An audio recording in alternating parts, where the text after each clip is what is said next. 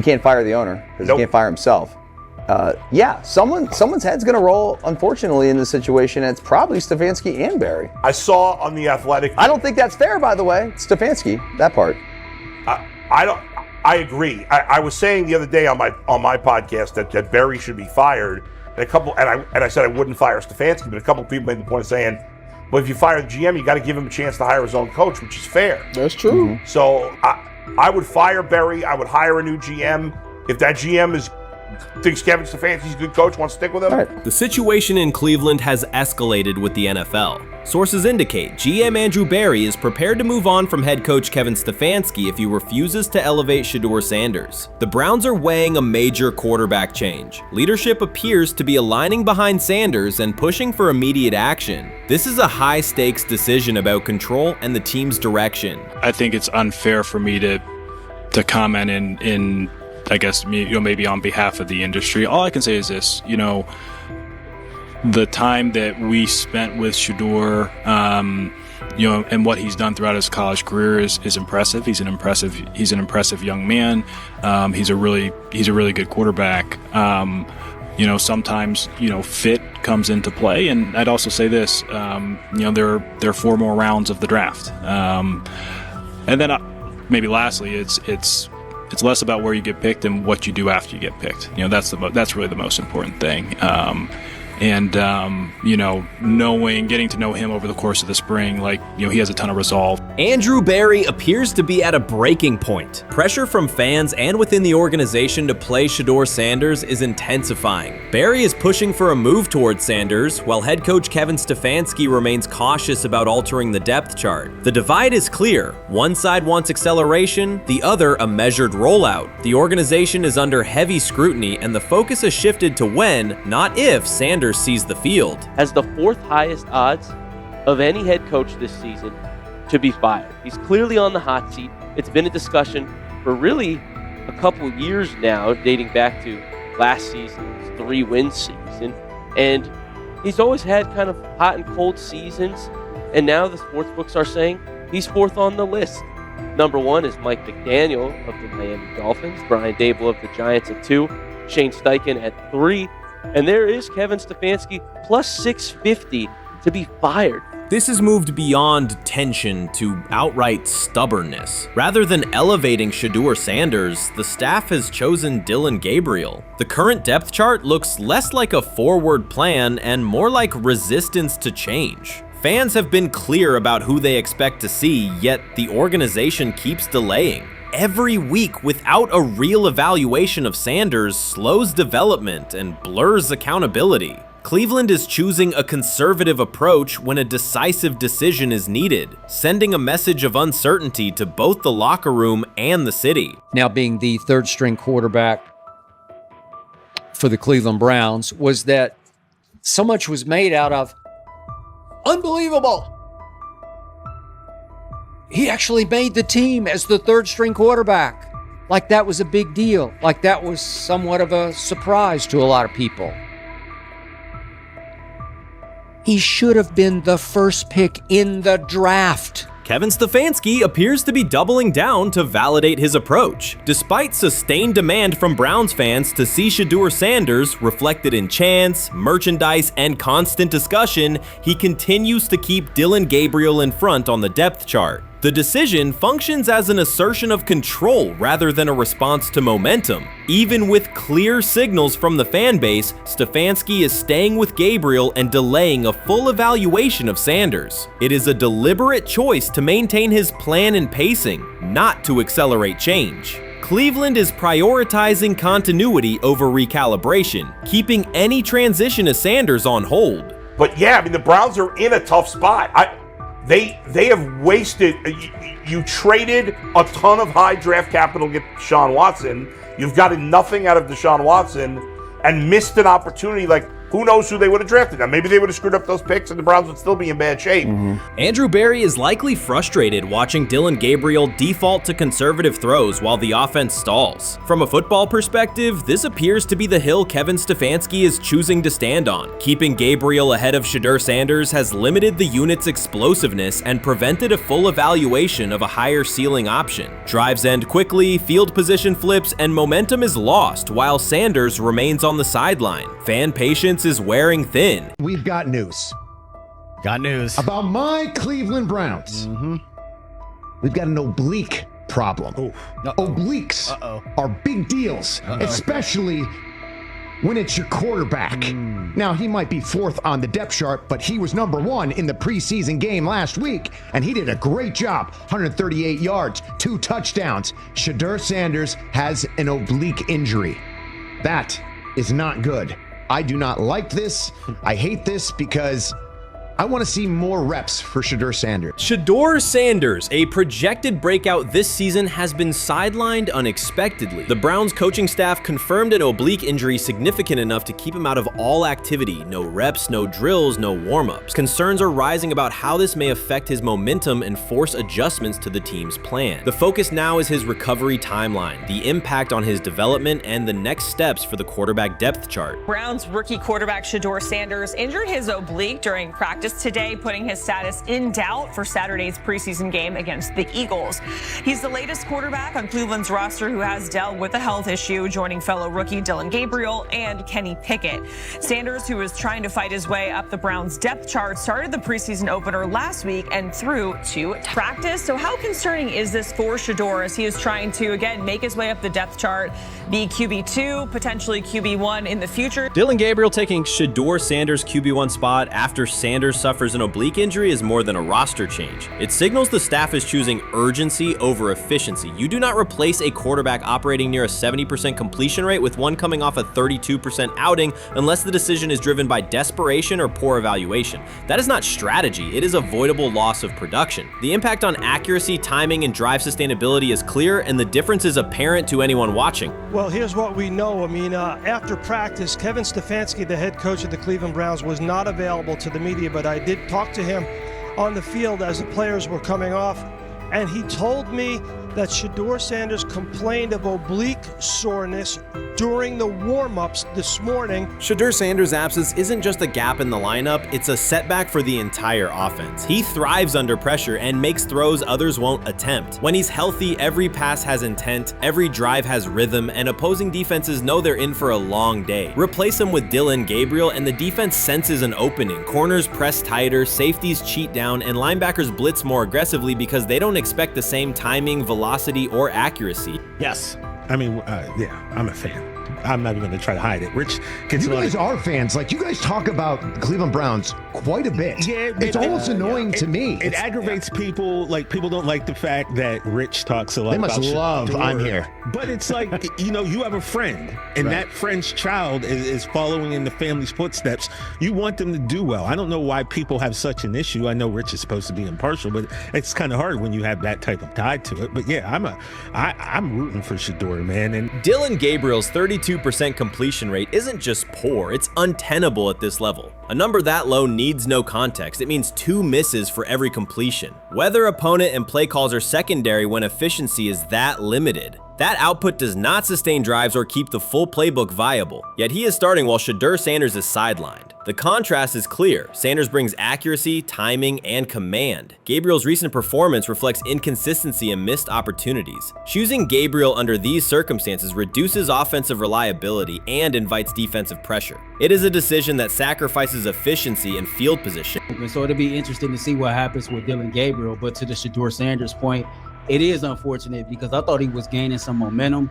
I know the practice that they had before they left for Philly, Daniel Oyefusi reported that he actually took the most reps of all of the quarterbacks.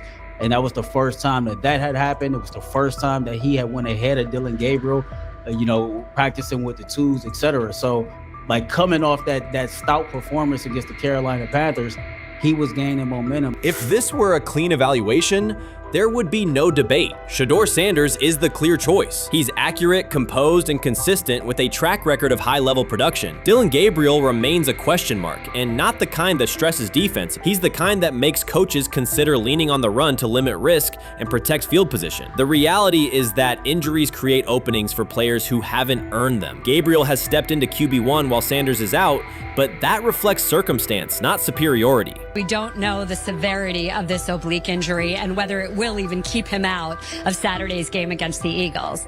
As for moving up the depth chart, I'm the Browns preseason sideline reporter. I was there Friday night when he burst onto the stage and set the NFL world buzzing. And yes, his demeanor was tremendous. His poise was tremendous.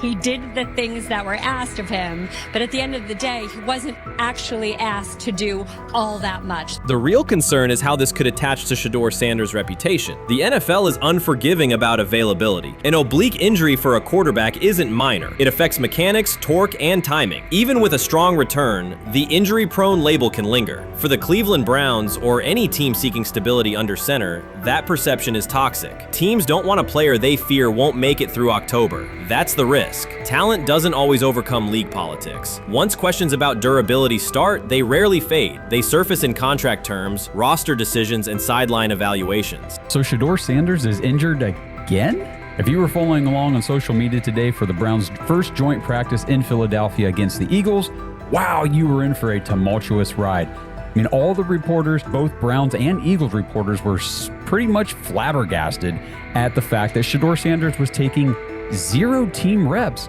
during the day, and even Tyler Huntley was getting team reps instead of Shedeur. And then it came out, obviously, everybody's speculating. There's people calling for Kevin's jobs, and before I go any further, I don't blame anybody. Ever. Meanwhile, Dillon Gabriel's numbers should be sidelining him, not elevating him. A 32% completion rate isn't a dip, it's a warning sign that points to issues with field vision, timing, and receiver cohesion. That's the quarterback taking snaps while Shedeur Sanders is out. Put their work side by side and the gap is obvious. Sanders shows consistent placement, timing, and footwork that reflect high-level execution. Gabriel's recent output introduces variability that shrinks the call sheet and stalls drives. You can't claim the priority is winning while starting a quarterback who isn't reliably delivering routine completions. Fans recognize it, receivers lose confidence and tempo when targets are off, the offensive line's urgency fades when protection doesn't translate into productive throws, team belief in the quarterback is fragile, and once it erodes, a season can come apart quickly. We could be looking at, 3/4 of Snoop and maybe 1/4 of Dillon Gabriel. Not really exciting for the fans. Of course, it would be nice to see what Dillon looks like. Did spend third-round capital on him. Gabriel and you're a rookie, is not going to be you on want to this get team. healed. You want the reps. You want to take these reps. So what do you do to prepare yourself and get ready? Because, man, when rookies get injured, it's like these reps are so valuable. Yeah, sets him back a lot. We do have some video here. Mike Garafolo had some video of Jalen Hurts kind of helping Shedeur use his cart to get off the field here. Shedeur Sanders changes the entire equation. His presence under center keeps defenses honest, keeps teammates engaged, and expands the coaching staff's options. You can call vertical shots, open the playbook, and control the game's tempo. Dillon Gabriel limits that. With him, the playbook narrows, drives stall, and the defense ends up on the field too long trying to compensate. The Cleveland Browns are not in a position to gamble at quarterback. This is a franchise with a difficult history at the position. With Gabriel, the issues are visible from the stands. A 32% completion rate won't jump to 60% with a few extra reps. If anything, it will decline as defenses present looks they would not risk against Shedeur. And that's the core issue. Shedeur Sanders at 80% is still a better quarterback than Dillon Gabriel at his best. That isn't exaggeration, it's the numbers. If Sanders is a 70% passer when healthy, even a drop to 60% keeps him well ahead of where Gabriel is now. Yet the team is rolling with the quarterback who isn't delivering routine completions. Every week Sanders is out, his hold on QB1 loosens. That's the hard truth. The longer Gabriel stays in the role, the more coaches cite continuity and chemistry to cover what's happening on the field. Every throw and every drive has to be a statement, not just to win, but to erase any notion that Gabriel is a legitimate alternative. In the NFL, QB1 isn't handed back because you used to be the best option. You have to take it. Started off with some positive news for Shedeur, and then it kind of just went left real quick. Shedeur got the news early on that if Dylan Gabriel couldn't go, he would get his second straight start in the Saturday preseason game against the Philadelphia Eagles. And then he went on to injure his oblique. For the fans who don't know exactly what part of the body the oblique is at, and what that injury is, and how it can impact the quarterback, can you explain to them what is an oblique injury? It's like up in this area, right? Well, you can't see me, but like right up in here, you know, when you go to throw, like obviously that's all that. So the truth is straightforward. The Cleveland Browns, or any team in this situation, aren't going anywhere meaningful with Dylan Gabriel under center. You can frame it as progress and point to selective highlights, but reality will level it out, and by then the season is already slipping. Shedeur Sanders is the difference between a team with a path forward and a team playing out the schedule. He reads coverages, delivers on-time throws, and forces defenses to respect every level of the field. Gabriel turns the offense into guesswork. The NFL is built on results, and the results are clear. Gabriel's 32% completion rate functions as a warning sign. It doesn't need context, a clinic, or a film session to explain. It signals inefficiency that stalls drives and compresses the playbook. Yet he has been handed the role Shedeur established through precision, composure, and production. That decision undercuts the stated goal of winning. With Sanders, the offense retains structure, rhythm, and threat. With Gabriel, it narrows and exposes the defense to longer stretches on the field. Honestly, guys notice it more when you're out winning games, right? If Cleveland starts off in a bad start, they're not doing well, and all of a sudden Shedeur or Dylan Gabriel are doing well in 7-on-7, they're throwing dimes, and practice drills, the number one defense can't stop them. People take notice of that, and the more that the players see it, they're gonna then the comments start happening over the lunch table. They start happening throughout the building, and that's when the pressure really will get severe. The Cleveland Browns were focused on resolving their quarterback situation until Jason Kelce made pointed comments that triggered a strong reaction from ownership. The response inside the organization was immediate and intense. What exactly did Kelce say that has the dog pound on edge and the front office under pressure? We've seen that miserable game by the Cleveland Browns. So they throw Joe Flacco in there, and I like Joe Flacco. He did good, but they gave him the resource of all the first team guys. Then they throw Dylan Gabriel in there with first teams and second teams. So Dylan always is getting protected. The same thing again, they gave this scrub max protection on every play. Yeah, he completed some passes, but let's talk about his mistakes. He's still inconsistent with his throws, but he at least had max protection. The Cleveland Browns continue to be defined by inconsistency and avoidable setbacks. Even as fans hoped the organization had turned a corner, Jason Kelce, fresh off retirement, offered a direct critique that reignited doubts about the team's direction. His remarks implied the franchise's structure and decision-making remain unstable, and recent progress may not hold. The takeaway for leadership is straightforward. Identify core issues, align on a coherent plan, and execute with discipline. For supporters, it's another sign that the problems run deeper than a single season. They throw Shedeur Sanders in there with the lowest cab drivers you couldn't even get on 5th Street. And I'm pissed off, bro, because the play calling was abysmal. Look, even if you don't like Shedeur didn't even get a chance to be trash. Even if you think Shedeur is garbage, he didn't even get a chance to be garbage. That's how awful the offensive line was. Kevin Stefanski still doesn't want to give Shedeur second strings and first strings reps. Why is that? Browns ownership's response shifted from measured to urgent. The pattern is familiar in Cleveland. The team once treated Johnny Manziel as a franchise solution, retained Hugh Jackson for a second year despite results, and invested heavily in Deshaun Watson through a costly trade and contract. These decisions reflect aggressive but poorly aligned planning. The outcome has been continued instability instead of sustained progress. That this was the guy that they wanted to start. He's seasoned, he's experienced, he still has a big-time arm, even at his age, and they open with the Cincinnati Bengals. They wanted that experienced guy. He was always going to be the guy. They were not going to start Dylan Gabriel or Shedeur Sanders in week 1. Kenny Pickett had a hamstring injury. It makes it easy to go with Joe Flacco. And the question isn't and wasn't going to be who's the starter in Cleveland. The question is, who's going to be the backup in Cleveland? Who's going to be the number 2 quarterback when they open the season against these Bengals? Fans still show up season after season, expecting improvement and bracing for setbacks. The usual pattern has been early optimism followed by a gradual collapse. But last season was different. For a sustained stretch, the Browns looked organized and competitive, resembling a functioning team. Couple days, 3 days until roster cutdowns. How do you feel about that? Do you feel like you belong here on this team?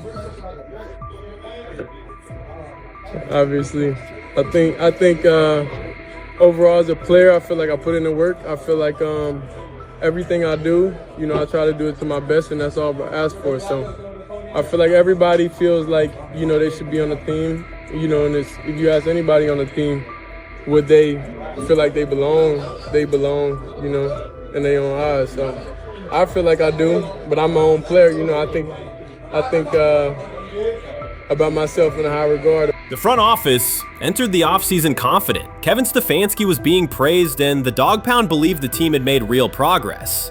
Then Jason Kelce delivered a pointed assessment that cut through the optimism. Fresh into retirement, the former Eagles All-Pro and Super Bowl champion said Cleveland still looks like a team patching over issues rather than building a durable contender. Kelce's view was direct. The Browns' structure is fragile, and the roster is too dependent on perfect health at quarterback. He argued the team is one injury away from losing continuity and sliding backward. Because Kelce has operated inside a stable, championship-level organization, his comments carried weight with players, media, and fans. The reaction was immediate. People took his critique seriously, not as outside noise, but as an informed evaluation of how a successful team should be built. Ownership also felt the impact. Jimmy Haslam's response shifted to urgency, a sign that leadership recognizes the stakes. The criticism arrives in the context of prior high-risk decisions, especially the fully guaranteed $230 million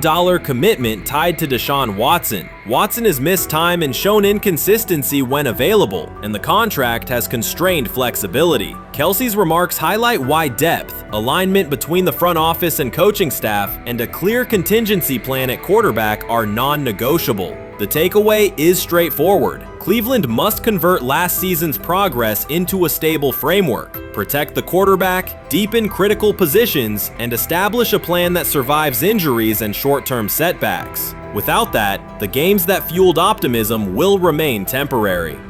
If you're a betting man, who do you think starts for the Browns at quarterback? Okay, this is the situation. Kenny Pickett, they actually traded for him. Joe Flacco, no one's bringing Joe Flacco in the building thinking Joe Flacco's going to be the starter. If Joe Flacco is your starter, you got a problem.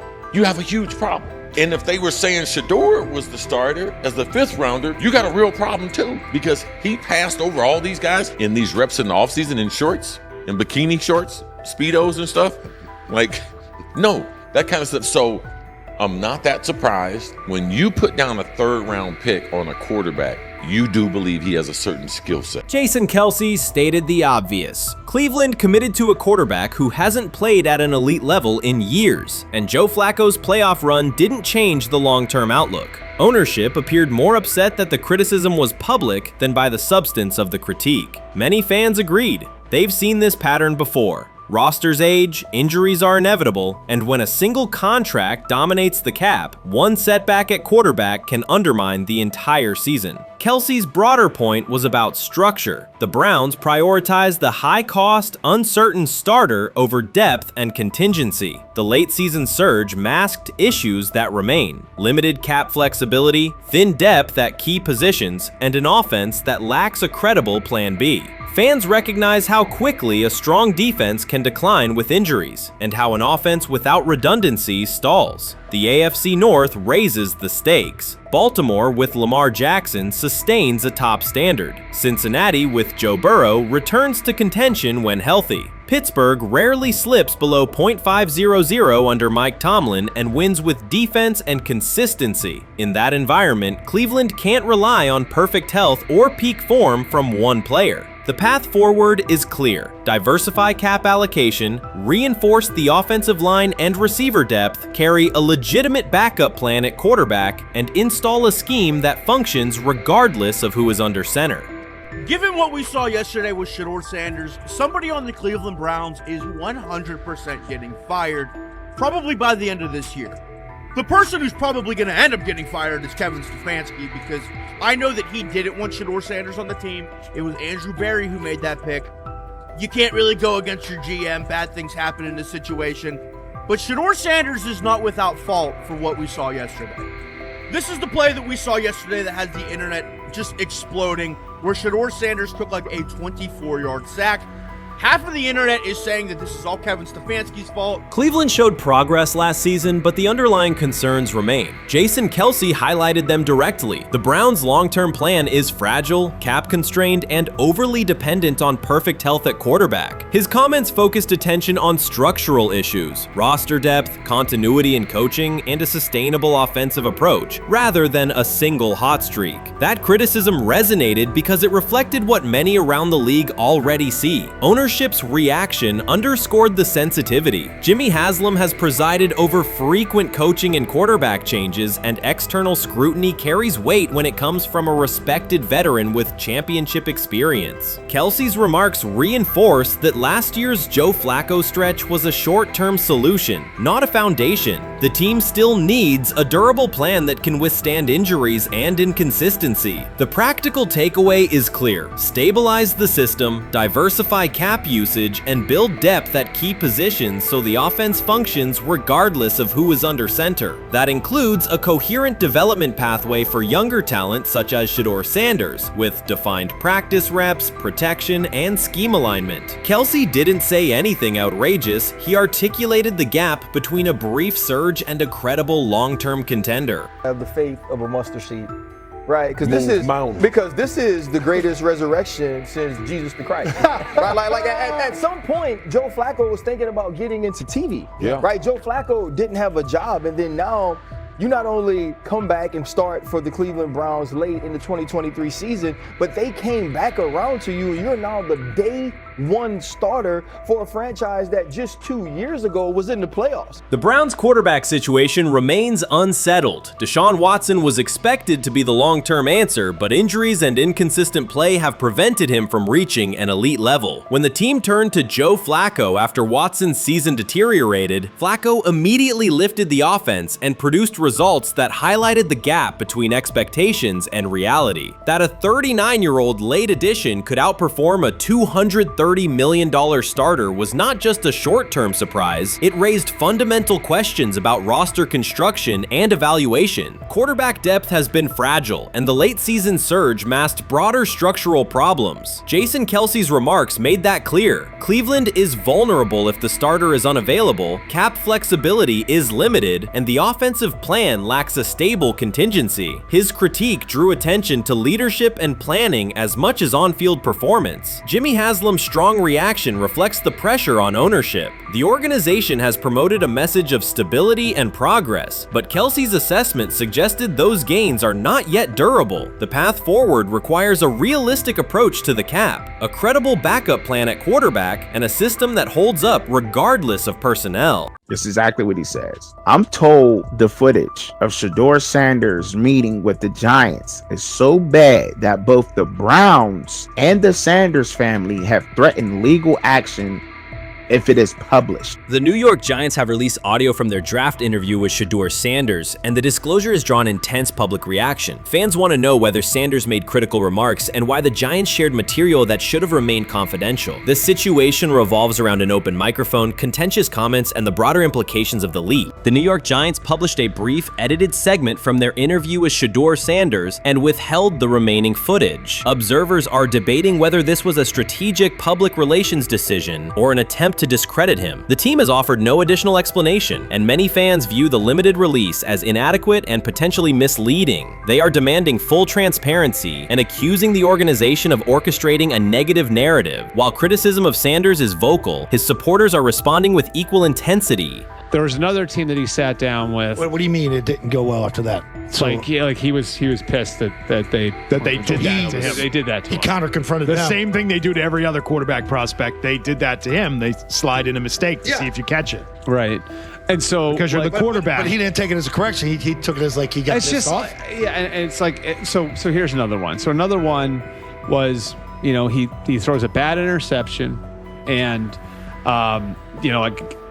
it was a deep throw early in the game, and he comes back and they go in the meeting, they show the interception. The Giants have released only a brief excerpt of the interview and are refusing to share the rest. Their decision has drawn criticism across TikTok, X, and Facebook, where many see it as a poorly handled public relations move. Fans are calling for the full recording to be published so the situation can be judged in its entirety. The GM is on film that the son, they asked the son last draft, yo, who you think I should pick? His son yo, you need to get the Jaden Daniels, big. This is what his son, it's on tape. You should go Jaden Daniels. He laughing at his son. And all right, cool, get Jaden Daniels. I don't even know how that tape got out. I wouldn't have let the get out. Shedeur Sanders appears unfazed by the situation. Although the Giants suggested he was more hype than substance, their handling of the interview has instead elevated his visibility. Analysts across major sports outlets are now discussing him more than before, keeping his name prominent in the news cycle. New York Giants, where these tapes at? You hear me? Because if Shedeur Sanders was so unprofessional, y'all would have leaked the tapes for the whole world could see, right? Cause understand, it's a lot of he say, she say. But one thing I do know, as a young black man growing up in this world, being straightforward and not sugarcoat anything. The Giants' PR team appears to reject Sanders' family connection outright, a decision many view as unprofessional and lacking nuance. Internal discussions seem to have dismissed quarterbacks with prominent relatives as poor fits for the organization, revealing limited awareness of public perception. The response was swift. A single edited clip ignited widespread debate on social media, with fans asking why essential segments were held back and what the team might be hiding. Critics argue that if the full interview contains nothing damaging, the club should release it in its entirety. Online discussion intensified immediately and continues to gain momentum. What they do during the film and the combine and the meetings is teams will install mistakes intentionally planted in the install, and they want you to catch them. Shedeur didn't, and when a coach called him out, once again, it didn't sit well. It's like, bro, there's not many teams needing quarterbacks, especially since Pittsburgh appears to have a deal with Aaron Rodgers and Tennessee's getting Kale Moore. The Giants' decision to withhold the full interview has produced an unintended result. Instead of diminishing interest in Shedeur Sanders, it has intensified it.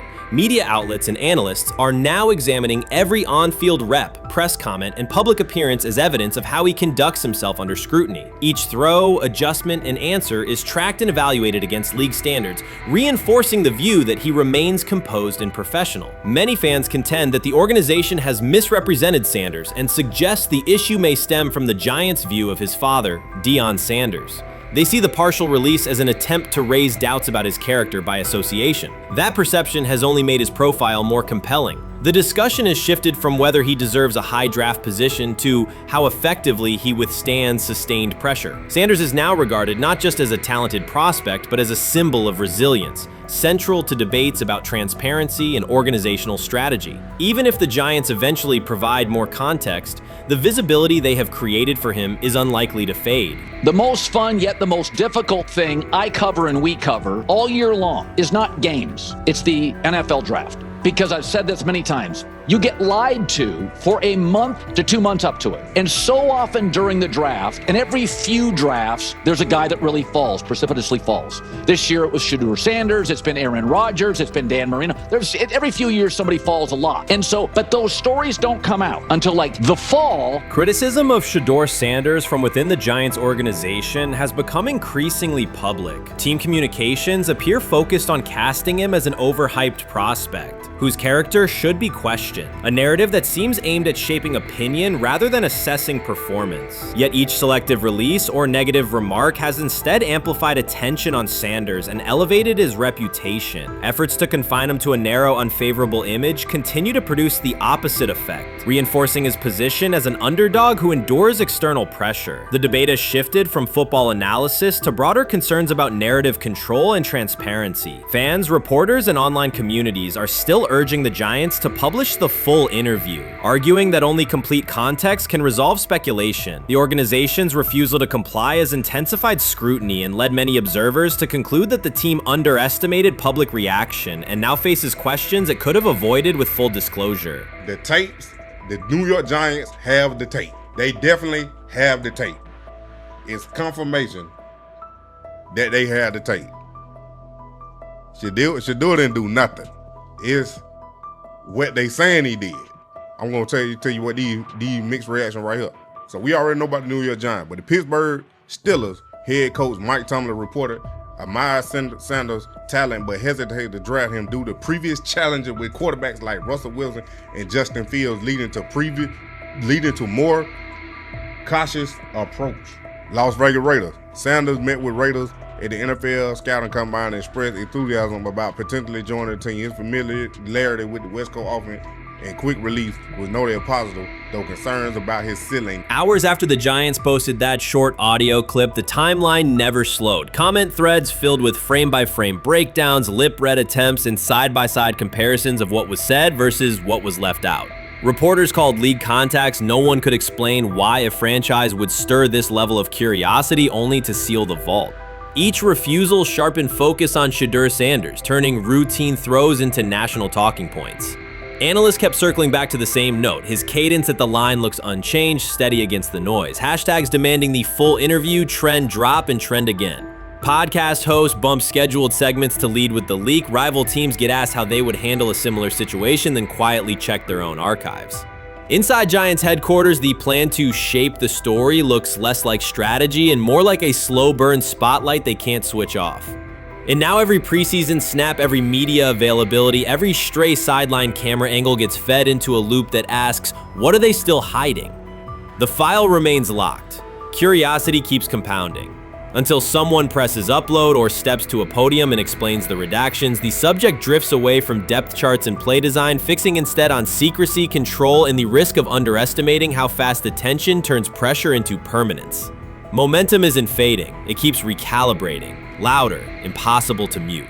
Many observers declared Deion Sanders was finished. They argued that his public style attracted unnecessary attention, that his health had deteriorated too far, and that his coaching career was approaching an abrupt conclusion. They misread his resolve. When speculation intensified, Sanders did not schedule a press conference or issue a formal statement. Instead, he released a short video recorded at his Texas home, walking alongside recording artist Lil Wayne. The footage established two facts. Although Sanders still walks with a limp, he remains active, and he intends to return to the sideline. Reports from USA Today and ESPN confirm that Sanders had temporarily left Colorado to recover from a significant, undisclosed medical condition. He lost 14 pounds and missed several summer practices, leading to widespread debate about his future. Unofficial sources suggested complications related to previous blood clot issues, but no official diagnosis was provided. Throughout Sanders' absence, numerous media outlets framed his situation in crisis language, frequently questioning whether he would coach again. By comparison, when coaches such as Lincoln Riley paused their duties for health or family reasons, coverage emphasized understanding and patience, an imbalance that reflects a common difference in how high-profile black coaches are treated. Sanders' silence was not a retreat, it was a period of recovery. During rehabilitation, he relied on family, faith, and trusted colleagues, yet stayed connected to his program through brief online updates. The video with Lil Wayne demonstrated that he retained strong support from influential friends, countering narratives that portrayed him as isolated or on the verge of retirement. The visual evidence showed that his setback is temporary, and that he remains determined to lead Colorado into the forthcoming season. Since accepting the Colorado position, Sanders has dramatically elevated the program's national standing. He first drew national attention to Jackson State and the broader HBCU football landscape, then moved to Boulder and transformed a one-win team into a central storyline in college athletics. His approach, combining hip-hop culture, direct communication, and open expressions of faith, has challenged conventional expectations for head coach behavior. Each step forward has been met with heightened scrutiny. His time at Jackson State was labeled a publicity stunt, his departure for Colorado was framed as abandoning HBCU culture, and his social media presence has been cast as distraction from traditional coaching responsibility. Critics often magnify Sanders' missteps and question his motives, while comparable actions by other coaches receive neutral or sympathetic coverage. Showings of enthusiasm from Brett Favre and disciplinary intensity from Nick Saban are celebrated as competitive passion, yet Sanders' displays of of confidence are frequently labeled arrogance. The discrepancy illustrates deeper biases rather than differences in performance. Sanders' success challenges entrenched expectations of how a college football leader should look, speak, and act, especially a black coach who refuses to downplay his identity. During his convalescence, Sanders maintained close communication with his staff and athletes, reinforcing the standards he had established: discipline, accountability, and belief. The program's daily messaging continued to emphasize preparation and resilience, signaling that Sanders' influence persists even when he is away from campus. Athletes echoed his mantras during workouts, confirming that his leadership extends beyond physical presence. Sanders acknowledges the seriousness of his medical challenge, but has refused to let it define him. He has publicly discussed leaning on scripture and prayer, explaining that his purpose as a mentor, father, and coach extends beyond personal adversity. In that context, the video of him walking in the Texas sun was less a strategic media effort than a straightforward demonstration of continued commitment to his team and mission. Colorado still requires Sanders' vision. Prior to his arrival, attendance was low, national media attention was minimal, and recruiting momentum had stalled. Sanders' leadership brought renewed energy, authentic identity, and higher standards of accountability. Players who previously lacked representation in college football leadership found a coach who shares, affirms, and elevates their cultural background. Sanders supplements conventional coaching priorities, scheme, fundamentals, and execution with empowerment initiatives that cultivate self-confidence and authenticity. As preseason camp approaches, Sanders intends to resume full involvement, even if medical recovery remains ongoing. His presence is expected to restore on-site leadership, stabilize the locker room, and direct media coverage toward on-field progress. For Sanders, the objective extends beyond compiling wins and includes completing a cultural transformation that expands how success and leadership are defined in modern college football. Those who predict his decline overlook the underlying traits, faith, perseverance, and purpose that have supported Sanders throughout his career. Doubts, rumors, and disproportionate scrutiny have followed him from playing days into coaching, and he has consistently responded with results. His current health setback is another obstacle, not a conclusion. The broader initiative he leads, centered on authenticity, opportunity, and high standards, continues. When Sanders returns to the sideline, it will mark the next stage of a movement he has guided from Jackson State to Boulder.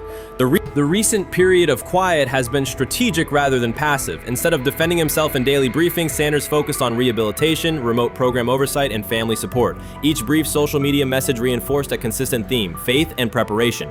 He has articulated gratitude for medical professionals and has reiterated that his mission at Colorado is unfinished. His public references to scripture have been direct but measured, aligning with his long-standing practice of integrating faith into leadership.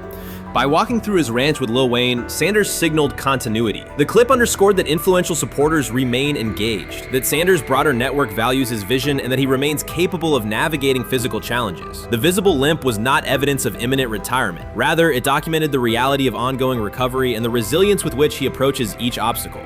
Colorado's athletic administration and football staff continue to affirm Sanders' program direction. Recruitment communications cite his established record in fostering cultural relevance and national exposure. Prospective athletes respond to a coach who presents a transparent path to development, both on and off the field. Current players refer to Sanders' coaching points with clarity, citing specific drills and expectations that remain unchanged during his absence. These indicators demonstrate that the core structures Sanders implemented are functioning and that his return will be an amplification, not a restart. Criticism regarding Sanders' public persona often conflates media style with coaching substance. Analysis from opponents suggests that social media engagement dilutes football preparation, yet Sanders' staffs emphasize time management and delegation. Defensive and offensive coordinators handle in-game adjustments, while Sanders directs overall culture, recruitment, and leadership. He has articulated that visibility serves to amplify program accomplishments and enhance player opportunities, not replace strategic football planning. Some commentary has attempted to reframe Sanders' health issue as evidence that his coaching model is unsustainable. The argument ignores the documented health challenges faced by numerous coaches across levels of competition. For example, college coaches recovering from heart procedures or joint replacements have returned to successful seasons after appropriate medical clearance. Sanders' case follows a comparable trajectory factors. Medical complications require temporary separation, structured rehabilitation is prioritized, and a managed return is planned. Institutional medical protocols at Colorado dictate clearance requirements. Sanders will meet those before resuming full sideline duties. Colorado's players have expressed public confidence in Sanders' eventual return, citing regular virtual check-ins and continued accountability. Several athletes noted that positional meetings included recorded messages from Sanders reinforcing tactical goals and personal discipline. These details confirm that Sanders has remained actively engaged, albeit remotely, and that team culture remains aligned with his principles. Looking ahead, Colorado's schedule will attract national attention, both for on-field competitiveness and the storyline of Sanders' comeback. Analysts will evaluate how quickly he reestablishes day-to-day rhythm and whether his physical limitations influence practice oversight. Internal planning accommodates gradual escalation of responsibilities, with medical staff and strength and conditioning personnel contributing to phase reintegration. The broader significance of Sanders' return extends beyond Colorado. His visibility continues to challenge prevailing narratives about leadership styles and pathways in college athletics. By prioritizing authenticity, open articulation of faith, and cultural expression, Sanders offers a contrasting template to more conventional models. His eventual recovery and sideline presence will reinforce the argument that diverse leadership profiles can succeed in elite collegiate competition. In summary, rumors of Deion Sanders' coaching demise were premature. Verified reports confirm a substantial but temporary medical setback. He used the time away to focus on health, sustain program engagement, and rely on a support system anchored in family, friends, and faith. His recent public appearance demonstrated active recovery and reaffirmed his intention to resume leadership in Boulder. The forthcoming season will test Colorado on the field, but it will also underscore the durability of Sanders' vision, one that combines competitive ambition with cultural resonance. Observers who continue to question his longevity overlook the resilience and purpose that have defined his career. Sanders' return is imminent, and the movement he leads remains intact. So before your final year at Miami, there's a lot of conversations revolved around Shedeur Sanders. Obviously, I'm assuming you guys have a great relationship. Some of the clips you've seen and stuff like that. What is it like for you to have like this rivalry with Shedeur? I don't have a rivalry with him. That's my boy. So at the end of the day, this whole process, we thought me and him were going to be 1 and 2 the whole time. Whether he's 1, I'm 2. Whether I'm 1, he's 2. And so that's just always been, our mindset. It didn't go that way. I thought he was one of the better quarterbacks in the draft as well, even throughout college. A lot of stuff out there on him ain't really, the truth, just because they spin it different ways. Like they spin stuff about me different ways. But I mean, when he gets his chance, become a starter, I know he's gonna make the most of it. And I'm ready to get back to work with him, after the season, talk some more stuff to him. Cam Ward directly challenged the uneven standards applied to Shedeur Sanders, calling them inconsistent and unfair. By insisting that performance, not politics, guide evaluation, he shifted the discussion from one player to a league-wide problem. Sanders' treatment now serves as a test of how the NFL supports and evaluates emerging quarterbacks. I feel a special relationship with him, especially me. First getting to know him 5 years ago when I started working with him. But it did surprise me because he's a good quarterback. It doesn't get a lot of credit that he deserves. Especially the plays that he made in Colorado. A lot of quarterbacks in the country are making those plays. So when he gets this opportunity, I'm pretty sure he'll have it soon today. He'll make sure he'll make plays on the field. Cam Ward's public challenge to the treatment of Shedeur Sanders brought the issue into clear view. For months, discussion around Sanders has centered on his profile, major compensation, a prominent Nike deal, and the expectation to stabilize a struggling franchise. Rather than a standard evaluation of a top prospect, he has faced sustained skepticism from analysts, fans, and league voices. Ward's comments underscored that the standards being applied to Sanders diverge from those used with other rookies. By stating it directly, he did more than support another quarterback. He identified a broader problem in how the league responds to young players with significant visibility. The takeaway is direct. Assessments should reflect on-field performance and development, not external narratives. A generational talent. I'm gonna prove him right. I'm gonna prove him right. Don't worry. Oh my gosh. An article came out today. I'm generational. So I guess it's article versus article. I like that you think that, man. But we all know the truth.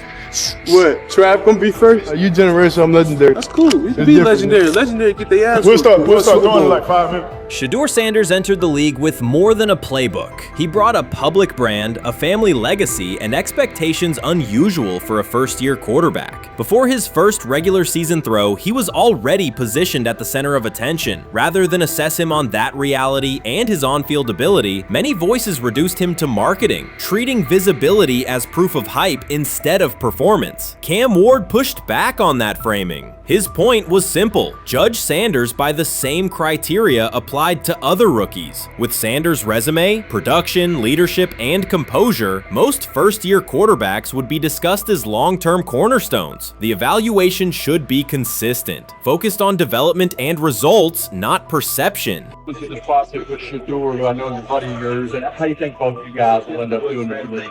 I think we'll both end up being one of the best quarterbacks in the league. I just think the work that me and him are willing to put in, the relationship we have to constantly compete each and every day, to better our craft, for ourselves. I just think it's gonna end up paying off for us in the long run. Do you guys kid each other about who's going first, and how much does that matter to you? Yeah, we play around, we joke around with it. Really don't mean nothing. The draft pick will never mean anything. At the end of the day, you got to show whether you can prove each and every Sunday. You can't just do it 1 year. Disrespect shows up in two patterns. First, Shedeur Sanders is repeatedly framed through his father, Deion Sanders, as if lineage erases his own work. Discussion drifts to pedigree instead of what the film shows. Second, his visibility is treated with suspicion. His audience reach, partnerships, and ability to lift ratings are labeled hype rather than recognized as value. Instead of acknowledging that he drives demand and expands the stage for his team, critics call it an unfair edge. The result is a skewed evaluation. Star power is held against him while on-field production gets pushed aside. The standard should be consistent. Assess the tape and the development, not the last name or the attention it brings. Well, Ward, we're microfact. Cam Ward's remarks went beyond defending Shedeur Sanders. They confronted how the league manages star power. The reality is simple. The NFL markets visibility, but resists it when a player doesn't follow the expected script. Rookies are supposed to be quiet, deferential, and grateful for limited leverage. Sanders arrived with leverage, brand reach, major endorsements, and confidence. And that presence was recast as entitlement. Instead of treating those factors as earned advantages, much of the commentary used them to diminish him. Ward called out that contradiction. The same influence the league sells to audiences is criticized when a young player exercises it. His point is a standards problem, not a personality dispute. Evaluate Sanders on his preparation, leadership, and results. Don't penalize him for having a platform or for using the leverage that the modern NFL itself helps create. Now it sounds like the Cleveland Browns are going to all but imprison Shedeur Sanders in the football sense of a very talented rookie quarterback who obviously needs reps, who needs an opportunity, and who now, barring some miraculous luck, will not get the opportunity to play in a single real game. I'm sure many around the NFL are celebrating as we speak. They are chuckling about this. Many in the NFL wanted to teach Shedeur and his daddy. Cleveland became the center of the conversation. With Shedeur Sanders attached to a major Nike partnership, the expectation was straightforward. He should be given real game reps. The Browns instead leaned on Joe Flacco as the default choice, treating stability as the safer path while sidelining a quarterback with clear cultural and commercial pull. Each week Sanders didn't see the field, scrutiny grew. Commentary questioned the value of his contract environment and relevance, and fan debate shifted from development to doubt. That wasn't measured evaluation. It was a delay framed as prudence that eroded confidence in the process. Cam Ward reset the terms of the debate. He pointed to an uneven standard. When veterans or other young players secure significant endorsements, it's considered smart business. When Sanders does it at scale, it's recast as ego or hype. Even the scope of his off-field agreements became ammunition against him rather than evidence of market demand. Ward's position is simple. Use one standard. Assess Sanders on preparation, decision-making, and progression, not on discomfort with his platform. Treat visibility as an asset, not a disqualifier. The issue isn't attitude or branding, it's the consistency of the evaluation. Ward called it directly. The treatment has been unequal, and it should be corrected by aligning opportunity with performance criteria. Fans need to recognize there's not a team in the league he'd start for. Not one. That's not ridiculous. That's not unfair. That's not a vast conspiracy. Shedeur Sanders fans are Angel Reese fans. They're just fair weather fans who don't really give a fuck about the sport. Most of them are just Dion fucking groupies that followed him when he went to fucking Colorado, just like Angel Reese's fans had never watched basketball prior to her playing at LSU, and they followed her to the WNBA and don't know shit about the sport. That's it. Now Dion fucking groupies are running around acting like, oh, this is payback to his dad. The timing is pivotal. Shedeur Sanders isn't trying to blend into the league's background. He's shaping the agenda. He drives debate segments, fuels short-form highlights, and moves merchandise at a pace most rookies never approach. By the metrics that define modern attention, he is the draw. Yet, a segment of observers continues to undercut him, not because of shortcomings on tape, but because of discomfort with how prominent he already is. Cam Ward put words to what many could see. Coverage around Sanders has been filtered through reaction to his visibility, rather than a clear read of his performance and growth. The market has already weighed in. Demand is real, not manufactured. Nike's record-level rookie endorsement aligned with that reality, signaling long-term value and cultural reach. This exposes a core contradiction. The NFL depends on star power to sell tickets, fill stadiums, and boost ratings, but it resists stars who set terms on their own. Visibility is celebrated until a player exercises it. The fix is straightforward. Apply one standard. Evaluate Sanders on preparation, decision-making, and results, and treat his platform as the asset it is. If the league benefits from his presence, its evaluation practices should reflect that same reality, consistently and without penalty for scale. Shedeur Sanders does not depend on league promotion. He established his platform before the NFL and continues to expand it on his own terms. That autonomy challenges the status quo. Cam Ward's support was more than a defense of a teammate. It was a warning that if the league holds to outdated expectations, it risks falling behind the very players who drive audience attention and revenue. Claims that Sanders lacks real popularity ignore measurable facts. A large, active following, consistent merchandise demand, and sustained coverage across major outlets. Doubts about his standing as a quarterback overlook his college production and growth indicators. The pattern is familiar. Efforts to minimize him increase his reach. Each skeptical headline widens the spotlight, and each dismissive take creates more engagement. You cannot reduce a player built for visibility by arguing he should be less visible. The practical outcome is the opposite. Scrutiny becomes signal. Sanders is not merely enduring criticism, he is turning it into momentum, converting attention into leverage on and off the field. I'm about to unleash about Shedeur Sanders. I just watched what happened to Shedeur Sanders in the Cleveland Browns' third and final preseason game. And I'm outraged, I'm sickened, and I'm saddened.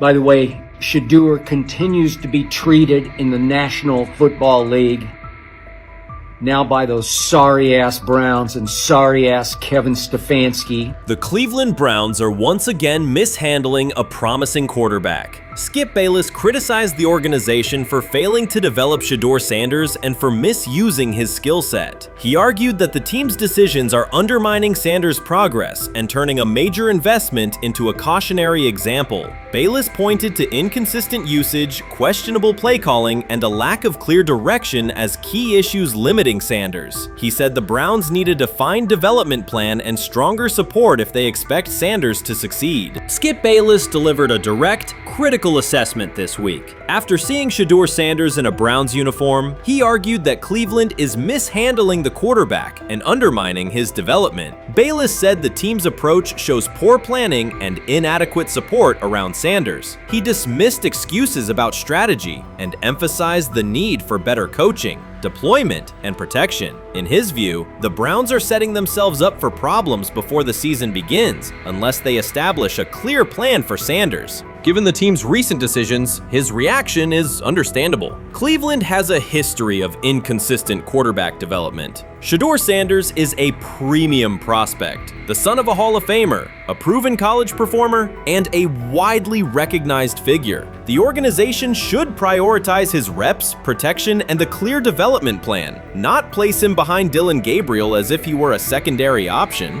But I'm going to answer this question by saying Shedeur Sanders, and I'm going to tell you why. I think he's being set up to fail. That's right, I'm going to say it. Okay. Here we are on national television, right? There's been 11 practices, if I remember correctly. He's been starting against, he's been playing against the third unit. He's fourth on the depth chart. And then suddenly you throw him into the start line, and he hasn't had any reps from first team at all. Think about that. So you're just gonna throw him to the wolves like that, huh? I mean, you know, if he had first team snaps in practice. Yet here we are. Cleveland has one of the most publicized prospects and is handling him like a depth piece. The broader issue is the franchise's long record of quarterback instability and inconsistent development. That history colors every move they make. When the Browns draft a quarterback, fans don't anticipate a long-term answer. They brace for another reset. Shedeur Sanders should be treated as a priority, not as an afterthought behind Dillon Gabriel. Let's give him a chance. Let's give him a chance with the play calling. You know you have an offensive line that isn't playing that well. So what do? Why not just play the short game so he can get the ball out of his hands very fast to run a competent goddamn offense? Outside of that, Shedeur has to be better in understanding that the offensive line that you're working with right now is not adequate. Why not allow the players that are competing for a job, in this instance, Shedeur Sanders, to finish off the 2-minute drill? When Browns fans see another quarterback selected, they brace for another setback. The franchise's recent history, from Johnny Manziel's failed stint to the rocky handling of Baker Mayfield, reflects inconsistent development and short-term decision-making. Against that backdrop, Skip Bayless's reaction to Shedeur Sanders on Cleveland's roster was blunt. He argued the team is already mishandling a premium prospect by treating him as a secondary option instead of a centerpiece for the future. Bayless's position is straightforward. Sanders is not just a name, he brings proven college production, leadership traits, and significant visibility that can strengthen both the offense and the organization's broader profile. Burying him on the depth chart behind Dillon Gabriel signals a lack of a clear development plan and wastes early momentum. Instead, Bayless contends, Cleveland should establish a defined pathway.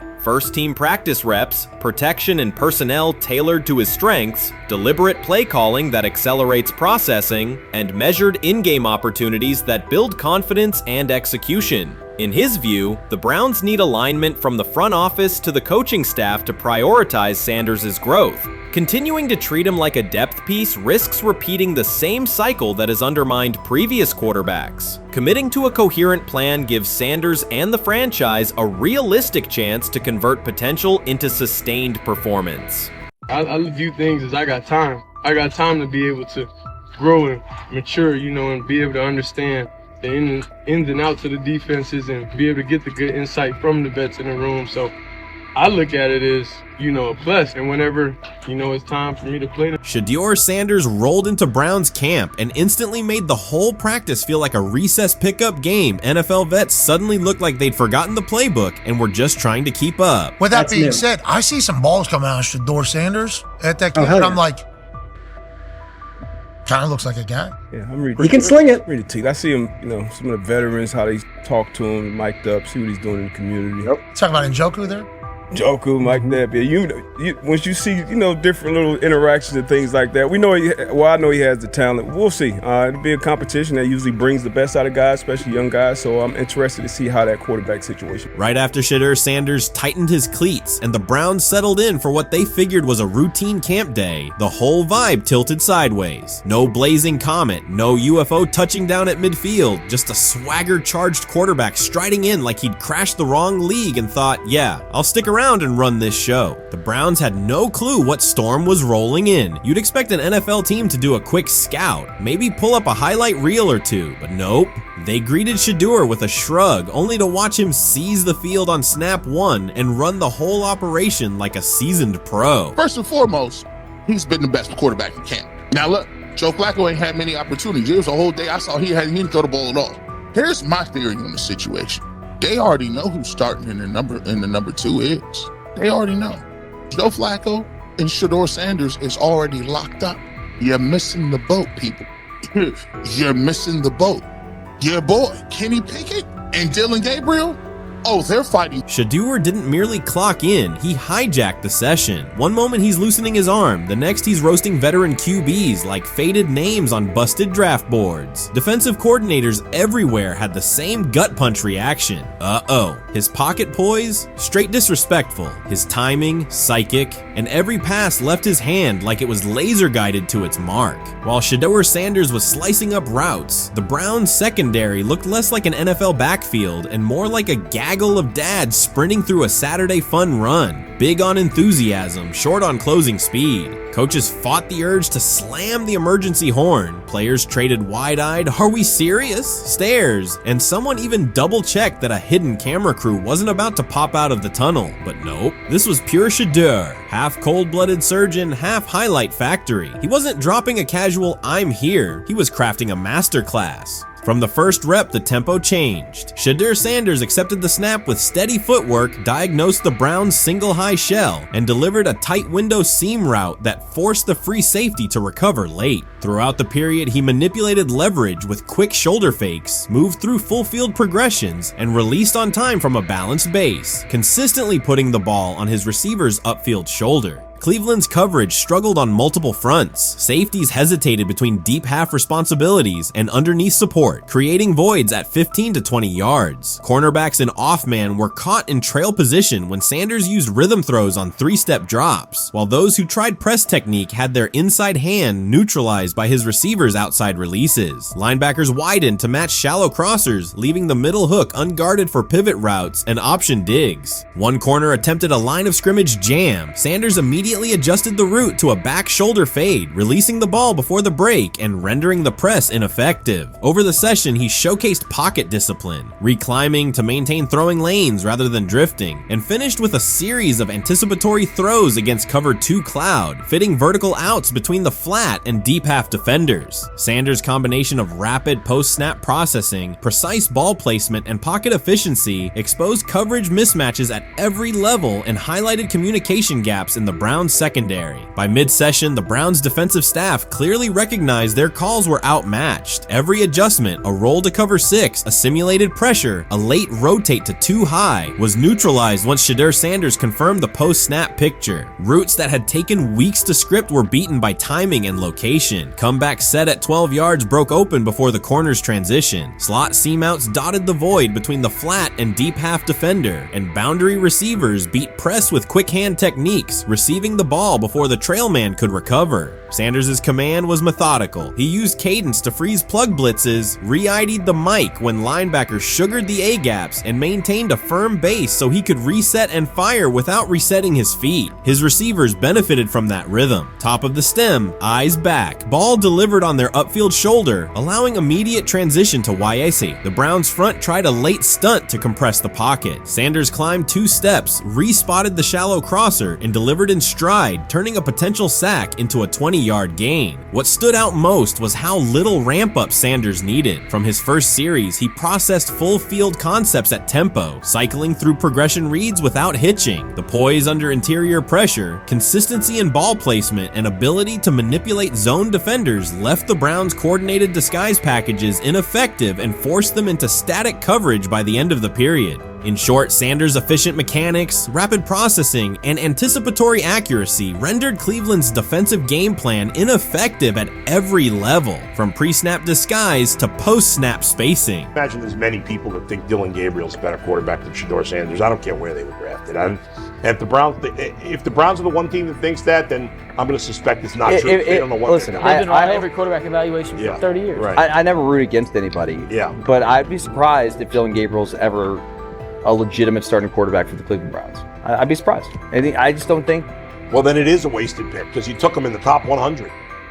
Yeah, but potentially. Yeah. may get away with it because of Shedeur. An edge rusher chirped at Shedeur Sanders between snaps, hoping to shake his rhythm. On the very next play, Sanders answered with a 30-yard laser, a deep dig from the boundary side that split the single high safety and the trailing corner. He hit the top of a 5-step drop, kept a firm base, and delivered on time to the receiver's outside shoulder, turning what should have been a routine rep into a sudden change explosive. From that moment on, every coverage wrinkle the Browns tried, rotating from cover 3 to quarter half, flashing a Tampa 2 shell, mugging both A-gaps, was met with a precise counter. When corners pressed, Sanders adjusted the route to a back shoulder fade. When safeties widened, he checked to a glance post. When linebackers bailed, he found the running back on a delayed option out of the backfield. Even late simulated pressures couldn't move him off his spot. He simply climbed, reset his feet, and fired. As Cleveland's defenders rotated through checks, Sanders manipulated them with cadence and eye discipline. He froze weak side safeties long enough to create intermediate windows, then feathered the ball into those lanes before help could arrive. When the Browns finally dropped 7 and matched every route, Sanders tucked the ball and converted 2 separate 3rd and 6 situations on the ground, reminding everyone that his mobility is as calculated as his arm. By the end of the session, the defensive coordinator's call sheet looked obsolete. Sanders had neutralized blitz looks, exposed spacing issues in zone, and forced the unit into static base coverage just to survive the period. It wasn't a camp drill anymore. It was a clinic on timing, processing speed, and controlled aggression, delivered snap after snap by a quarterback who never needed a warm-up lap to own the field. They never planned on taking him. The problem is,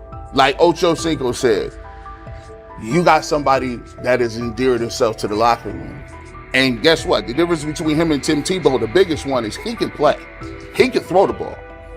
Tim Tebow running around being an H-back. He can throw the ball. And he's done everything he needs to do. He ain't saying nothing. He ain't rocking the boat. He ain't mad about the reps. He ain't mad about none of that. All the people out there want to see is this, like Tyler said earlier. We want to see what he can do with Jerry Jeudy. That's it. I want to see what he can do with David Njoku. I want to see him with Junkins. I want to see him with the first running backs. If you are cooking, if you are beating down the doors with the 3s and 4s, guess what? You deserve more. From the first team period on, Cleveland's secondary looked a step slow. A deep third safety hesitated on a post-snap rotation, leaving Shedeur Sanders free to climb the pocket and fire a 22-yard out that arrived before the defender could plant and drive. The supporting cast around him, players fighting for roster spots, not Pro Bowl invites, benefited from his command. Sanders used tempo to control the defensive front, altered protections at the line, and located throwing lanes so quickly that one receiver didn't register the catch until he crossed the goal line. As the Browns tried new personnel groups, coverage busts multiplied. Starters slipped out for hamstring stretches while rookies rotated in, only to find the ball arriving on their blind side before they'd completed a midpoint squeeze. On a later 3rd and long, Cleveland finally closed the interior rush lanes, compressing the pocket with 3 defenders. Sanders pivoted through the traffic, stepped into a narrow escape window, and, without resetting his shoulders, whipped a no-look pass to the boundary curl for a fresh set of downs. The throw turned a potential sack into an explosive play and left the coaching staff scrambling for answers. The people who are fascinated by Shedeur for whatever reason, whether it's his play, I guess, last year was kind of fun. If you're just like a guy who grew up like loving Deion Sanders and passed that love on down to your kids, I can see why you're like that. The one thing I will give them is you're looking at this quarterback room. If you're a fan of Shedeur and say, why can't he go beat Dylan Gabriel or Joe Flacco or Kenny Pickett? So I do understand that part of it, right? Because why not? Why couldn't he be the Brown starter in October or November? That looks like a quarterback room where everyone will get a chance to start. He lied to us all when he said that this was going to be an open competition, a 4-man open competition when it comes to the QB situation up there in Cleveland, in which, from the looks of it, all we've seen it be was a 3-man race. The only people that has been getting reps in with the first team or with the veterans are Joe Flacco, Kenny Pickett, and Dylan Gabriel. We've never seen my boy Shedeur Sanders get a chance to get in. Even with him doing the things that he has been doing up there, he has yet to get in with the... Shedeur Sanders was caught off guard by Coach Kevin Stefanski's recent remarks, which have sparked talk of bringing in another starting quarterback. Commentators are debating whether Stefanski's comments reflect eroding confidence in Sanders or a brief lapse in judgment, but the rookie now faces intensified scrutiny over his role. The Browns, we got an analyst that says that Shedeur Sanders should have some kind of a ban? banishment of some kind? Come again? Say what? For what? And we've got, this would be more troubling. If I'm a Browns fan, and this is where we're going to start, potential dissension in the ranks of the front office and the coach. And over what? Quarterback. When a program's headline quarterback suddenly becomes the subject of sideline murmurs and quiet searches for replacements, the situation is unmistakable. It's a breach of trust. Shedeur Sanders, the passer who put Colorado back in national conversations with his production and profile, has just received a clear message that his job security is in question. Coach Kevin, the assistant previously considered to be in Sanders' corner, made remarks that ignited speculation about changing quarterbacks. Fans, analysts, and even Deion Sanders are now reassessing the team's unity and its true plan for the position. The comment was no accident. It was a deliberate signal that the staff may soon elevate a backup. For perspective, Shedeur Sanders did not step into ideal conditions last season. He was sacked so often that Colorado could have dedicated a locker to every opposing edge rusher who reached him. Could I possibly go to bat for Kevin Stefanski as a great head coach? No, I couldn't. Could you go to bat against him, saying he's a horrible head coach? No, I can't. I think that's why we fall in the middle. I think that's why in a lot of these discussions, and that's why a lot of the rankings, you see him right now in that 15 to 20 range, somewhere in that middle pack of NFL head coaches. I've said earlier, Kevin Stefanski has already been given more head coaches than any coach I've ever seen in Cleveland. Starting with the decision to move on from Baker and him clearly still having another level to get to in Tampa. Last season, Shedeur Sanders often had to operate behind an offensive line that provided minimal protection, yet he still delivered precise throws and critical drives. At times, he seemed to be carrying a struggling roster almost on his own. Despite the constant pressure, he never complained, never threatened to transfer, and never acted entitled. He remained with Colorado because he trusted the program, trusted his father, and believed in the team's larger mission. That loyalty is why Coach Kevin Stefanski's recent statement that the quarterback competition is wide open struck so sharply. The remark implies that Sanders' starting role is insecure, as though the player who absorbed countless hits while holding the offense together is simply another name competing with walk-ons and first-year athletes who are still learning the cadence. This goes beyond ordinary coach language about fostering competition. It introduces genuine uncertainty about the staff's confidence in Sanders and invites speculation that Colorado is actively assessing outside options through the transfer portal. By characterizing the position as vacant, Stefanski has planted seeds of doubt that could quickly evolve into rumors and undermine the stability of the locker room. I'm sorry, but when it comes to quarterback, I'm gonna defer to my head coach, generally speaking, especially one with Stefanski's track record and how he's viewed across the league. So this is interesting because it tells you Kevin Stefanski's not a Shedeur Sanders guy. And it also tells us who made these picks. Exactly. The Cleveland Browns made a rather awkward decision in the NFL draft, opting to take quarterback Dillon Gabriel in the 3rd round, well before he was expected to fly off the board. Then 2 rounds later, the Browns took fellow quarterback Shedeur Sanders. So what exactly is going on? Discussion has begun about whether Colorado is actively evaluating another quarterback and preparing for life after Shedeur Sanders. Analysts are debating whether Coach Kevin's move is calculated strategy or a misstep that jeopardizes team stability. Sanders remains a top NFL prospect, Deion Sanders' son, and the program's public face. His highlights dominate social media and his jerseys outsell the team's victories. Yet he is once again being asked to reaffirm his position. The issue is more than routine roster management. It intersects with the family dynamics that shape the program. By portraying the quarterback job as open, Coach Kevin signals to both Shedeur and Deion that the staff is willing to move on despite Sanders' stature. For Shedeur, sitting through film sessions while hearing talk of potential replacements adds an unwelcome layer of uncertainty to an otherwise proven resume. The decision may reflect a desire for a quarterback with a different profile, perhaps someone more mobile and system-oriented, rather than a dismissal of Sanders' accomplishments. They have never loathed college football itself. They have resisted the people determined to reshape it. When Deion Sanders, black, direct, unapologetic, walks into a room of power brokers and speaks with authority instead of deference, critics recoil. During his playing days, they complained about celebrations and gold chains. Now that he is a head coach, mentor, and father, they label him something more polite, but just as dismissive, a problem.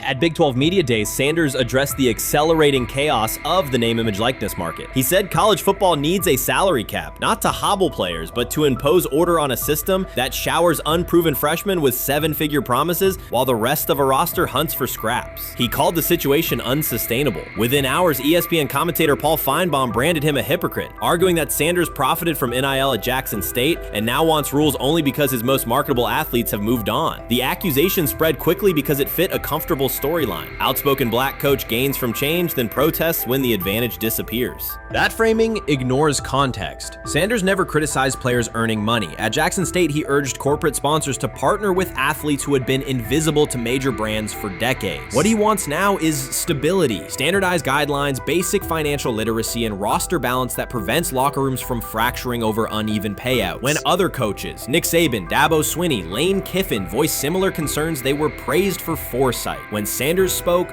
the tone shifted to suspicion. The difference is not the message, it is the messenger. Feinbaum's response followed a familiar script. When black leaders question the structure of the sport, their motives are interrogated, their credibility attacked, and their competence doubted. He did not level the same charge at Jimbo Fisher when Fisher complained that NIL disturbed recruiting. He stayed silent when Kiffin lamented the transfer portal. But Sanders, who raised enrollment and television ratings at Jackson State, brought unprecedented attention to Colorado in one season and consistently mentors players beyond football, was called opportunistic. Feinbaum dismissed the cultural impact Sanders created, the exposure for historically black colleges, the draft picks developed, the infrastructure improved, reducing his work to a marketing stunt dependent on star sons Shedeur and Shiloh or two-way standout Travis Hunt. Sanders did not retaliate. He returned to practice, media obligations, and recruiting. His confidence is rooted in faith and in the responsibility he feels toward young athletes whose lives will extend decades beyond their highlight clips. When he asks for NIL boundaries, he is thinking about freshmen handed large sums without guidance,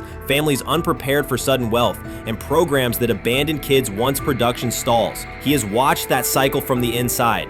He wants protections, not restrictions. Critics predicted Colorado would fade once Shedeur and Hunter leave. Instead, Sanders signed blue-chip quarterback G.J. Lewis and a wave of transfers eager to join a program that values personal growth as much as on-field wins. Recruits see a coach who challenges the status quo, who places black culture at the program's center without apology, and who will remain visible when social media buzz cools. They recognize that Sanders does not chase attention. Attention follows his results. Media outlets reduced the upcoming Buffalo season to a win total prop. 6 victories, give or take. Sanders is playing a longer game. He wants to show young athletes, especially black athletes, that they can lead authentically, speak with conviction, and refuse to shrink for access. Success measured only by the scoreboard misses the point. If Sanders builds men who graduate with financial literacy, self-confidence, and community awareness, he will consider the mission successful, even if Colorado finishes with 5 wins instead of 10. None of that registers with commentators invested in an older hierarchy. For them, leadership should remain predictable, reserved posture, muted tone, minimal cultural expression. Sanders contradicts that image. The possibility that his methods could spread to other coaches, to other programs, threatens a model that has kept decision-making and revenue streams concentrated for generations.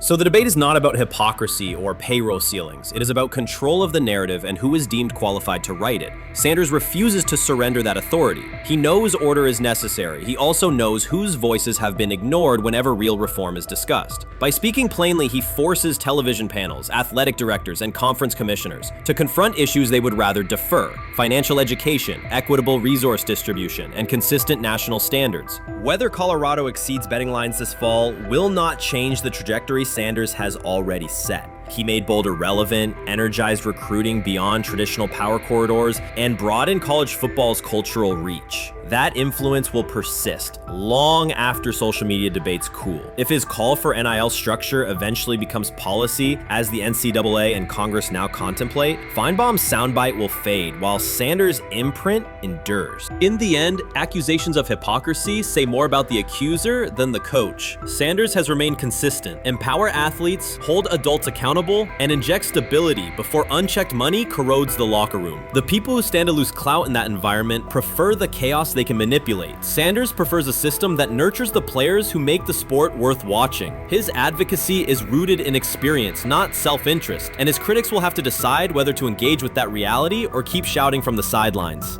Chris Carter's televised assessment of Shedeur Sanders triggered immediate pushback from Cleveland fans, local media, and even several Browns veterans. Carter dismissed Sanders, a 5th-round pick, as unprepared to start and framed the growing interest around him as purely a byproduct of surname recognition. Since that segment aired, practice reports have told a very different story. Observers inside the Browns facility describe a rookie quarterback who is closing the gap on Kenny Pickett and Dillon Gabriel with surprising speed. Sanders first turned heads in rookie minicamp by directing the huddle with a calm that belied his inexperience. Position coaches reported that he rarely repeated mental errors during installation periods, a trait they rank highly when grading young quarterbacks. In organized team activities, he showed consistent timing on intermediate routes, kept turnover numbers low in 7-on-7 periods, and demonstrated early command of Kevin Stefanski's protection calls. That steady execution earned him a handful of first-team snaps, reps that would ordinarily have belonged to Pickett by default. By mandatory minicamp, the rotation had shifted again. Practice notes from beat reporters detail the rise in Sanders' workload each day. Red zone series against the starting defense, 2-minute drills, and full field scrimmage possessions in which he checked out of called plays when fronts dictated it. Mary Kay Cabot, initially skeptical Sanders would challenge for game day snaps in 2025, wrote after consecutive sessions in mid-June that his footwork, release speed, and pocket management had, quote, meaningfully tightened since rookie camp. Her tone marked a clear departure from early spring projections that labeled Sanders a long-term developmental project. The broader quarterback context in Cleveland magnifies that progress. Deshaun Watson's availability and form remain uncertain after 2 injury-interrupted seasons, while Pickett's transition from Pittsburgh has been uneven. Dillon Gabriel's arm strength is evident, but coaches continue to stress hesitation in his full-field reads. Against that backdrop, Sanders' quick decision-making and mechanical efficiency have begun to look less like a pleasant surprise and more like the roster's most reliable short-term plan. Inside the locker room, acceptance has followed performance. Wide receivers cite Sanders' ball placement on outbreaking routes, noting that the ball routinely arrives on the upfield shoulder, a small but essential detail that allows for yards after the catch. Offensive linemen appreciate his pocket awareness. Joel Bitonio remarked privately that Sanders slides up instead of bailing when edge pressure flashes. Defensive backs say his eye discipline forces them to hold coverage longer than they expected against a rookie. Such cross-positional respect develops only when day-to-day tape shows tangible improvement. The reaction to Carter's critique highlights a recurring double standard applied to young black quarterbacks. Traits celebrated as swagger or confidence in other players were labeled arrogance when associated with Sanders, yet the quarterback himself has not responded publicly. There have been no subtle social media jabs, no mention of critics in interviews, only repeated references to competing for every rep and learning from veterans. That measured approach, combined with hard evidence from practice, has softened earlier doubts among coaches who prioritize demeanor as much as arm talent. Within the coaching staff, the discussion now centers on readiness thresholds. Stefanski's scheme relies heavily on quick rhythm throws, defined reads, and disciplined pocket movement. Those requirements align with Sanders' strengths: a compact release, willingness to target the middle of the field, and instinctive timing on RPO concepts carried over from his college tape. Staffers reviewing cut-ups from joint practices note that his internal clock already approximates NFL speed, a metric they did not expect to see until mid-season at best. If that trajectory continues through preseason games, the Browns face a consequential decision. Starting a 5th-round rookie 6 weeks after training camp opens would unsettle salary cap assumptions, depth chart politics, and external perceptions of organizational stability. Yet the internal mandate remains clear: the most prepared quarterback will play. That standard places Sanders in genuine contention because every practice metric used to grade readiness, turnover ratio, red zone efficiency, third down conversion rate has trended in his favor since early June. The organizational stakes are considerable. Cleveland has cycled through starting quarterbacks at a startling pace over the past decade, shifting from first-round investments like Baker Mayfield to high-cost gambles such as Watson, each move packaged as the long-awaited solution. A rookie chosen outside the first 100 picks ascending to the top of the depth chart would challenge long-held league assumptions about draft pedigree and opportunity. It would also validate the evaluation philosophy that prioritized Sanders' intangibles: process, processing speed, leadership presence, over conventional arm strength thresholds that pushed him down the draft board. Carter's televised remarks now sit awkwardly alongside daily updates from Berea. His critique relied on pre-draft labels and the presumption that a late-round passer with a famous father would need a redshirt year. Practice film contradicts that stance. Sanders checks protections at the line, manipulates safeties with shoulder fakes, and has reduced turnover-worthy throws in full-speed sessions to single digits. Statistics normally cited for veteran backups, not rookies. The longer that evidence accumulates, the more Carter's comments appear rooted in legacy bias rather than objective performance review. None of this guarantees Sanders will open the season under center. Preseason defenses test quarterbacks in ways practice cannot. Defensive coordinators will disguise pressure and boundary rotation to force late decisions. Sanders must show he can adjust protections and exploit mismatches without the benefit of a controlled environment. Yet within the Browns facility, the conversation has shifted from if he will be ready to when. Quiet confidence from Amari Cooper and other veterans suggests they believe Sanders can steady an offense searching for consistency more than highlight reel heroics. Sanders' rise also affects long-term roster calculus. If he earns the job and performs competently, Cleveland gains starter-level production on a cost-controlled rookie contract, freeing cap space allocated to other positions. That scenario could reshape roster-building strategy in a division featuring Joe Burrow and Lamar Jackson, quarterbacks whose contracts consume significant percentages of team payroll. A capable, low-cost starter would allow the Browns to reinforce their offensive line and secondary while retaining core veterans, a competitive advantage few teams enjoy.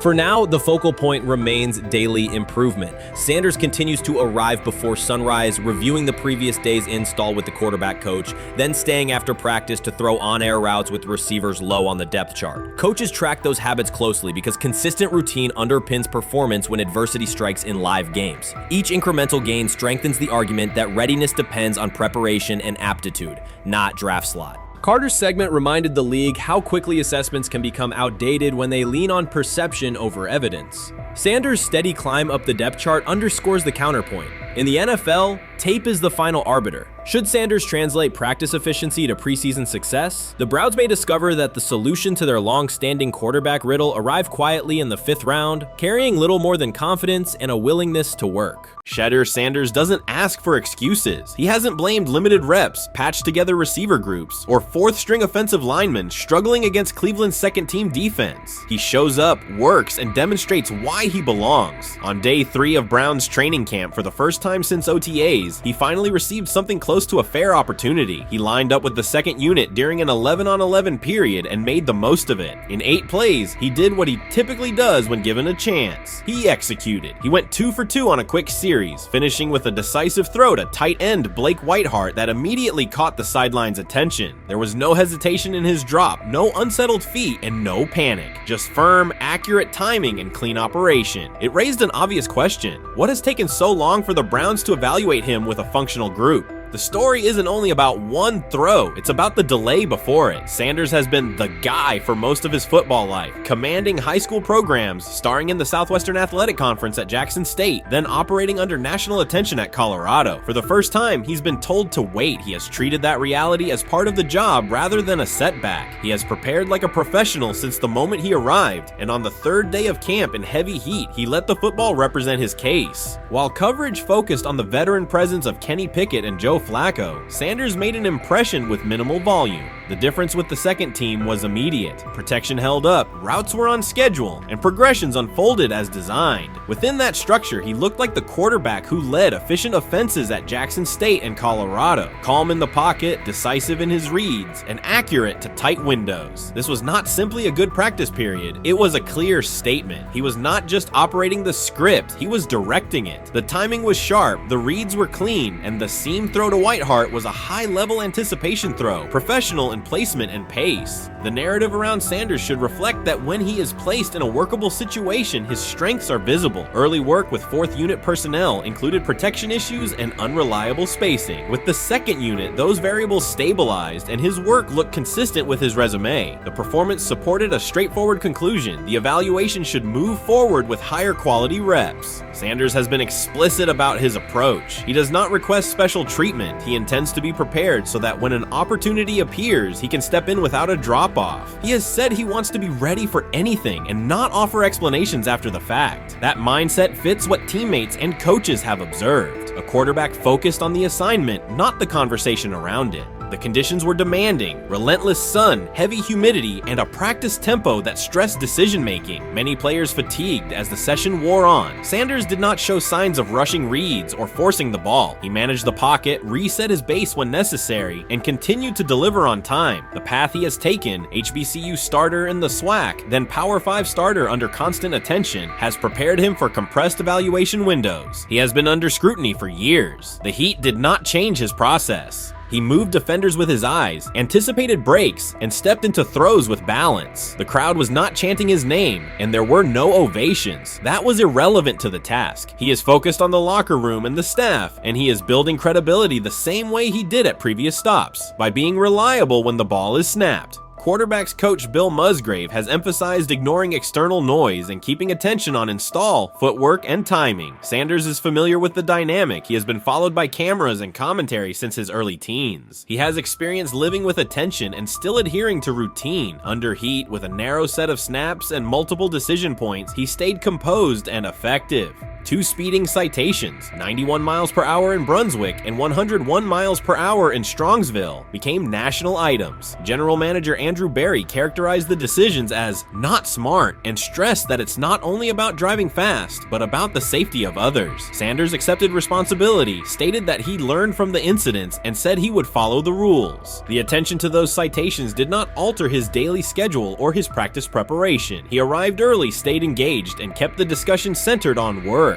Away from the field, he spent time at Rainbow Terrace in Cleveland after a significant apartment fire, distributing supplies and checking on families affected by the incident. There was no formal media rollout around the visit. It was an instance of direct engagement with the community without publicity attached to it. That reflects the same approach he shows inside the building. Do the work first. Sanders treats each rep as if it might be his last for the day and his only chance to show a specific element on tape. He prepares for protections, cadence variations, route adjustments, and timing with a level of detail that compresses the learning curve. When he is not under center, he studies coverages from the sideline, charts plays, and reviews video before and after practice. He writes down the next day's calls so he can anticipate checks. He has referenced using virtual simulation tools to replicate snaps he does not receive physically. That is not a passive stance, it is an active attempt to reduce the distance between classroom and field. He is building relationships across the roster, not just with projected starters. He communicates with defensive backs to understand what they see and how they react to certain stems. He spends time with offensive linemen to align on cadence and protection calls. He connects with newer players away from the facility so that communication improves in practice. That is practical leadership, consistent, low visibility work that becomes obvious when the ball is snapped and the operation is smooth.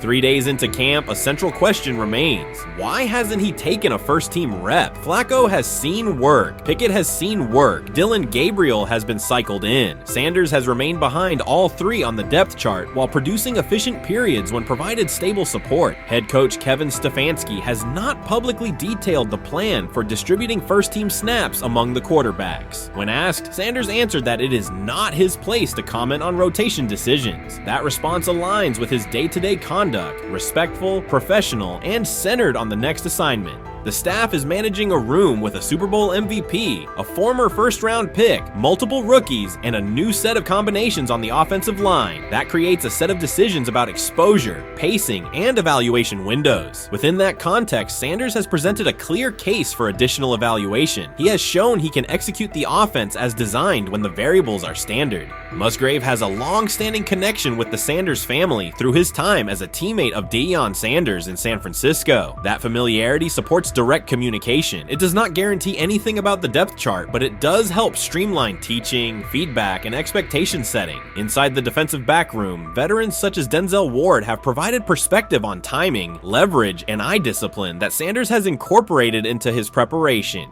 He is operating without the immediate family structure that defined his college environment. Away from his brother Shiloh and his father Dayon, he is managing his own housing, nutrition, recovery schedule, and all the smaller tasks that accompany an NFL routine. Those adjustments matter because they influence consistency across a long camp. He has treated those responsibilities as part of the job rather than distractions, which is reflected in a steady daily approach. What he showed on day 3 with the second unit was not a surprise to those who have tracked his prior work. It was a continuation of a profile: efficient sequencing, clear timing, and consistent ball placement when protections and routes hold up.